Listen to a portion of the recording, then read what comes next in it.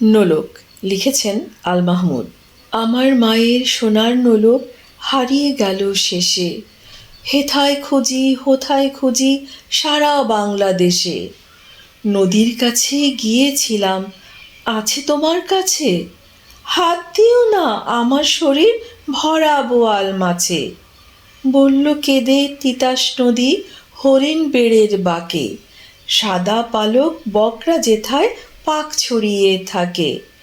জল ছাড়িয়ে দল হারিয়ে গেলাম বনের দিক, সবুজ বনের হরিৎ টিয়ে করে রে ঝিকমিক।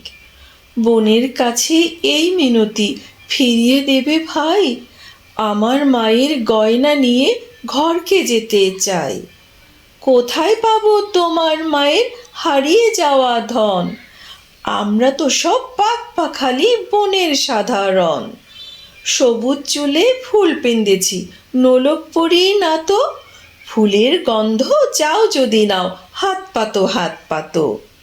বলে পাহাড় দেখায় তাহার আহার ভরা বুক, হাজার হরিণ পাতার ফাঁকে বাঁকিয়ে রাখে মুখ। এলিয়ে খোপা রাত্রি এলেন, ফের বাড়ালাম পা, আমার মায়ের গয়না ছাড়া ঘরকে যাব না।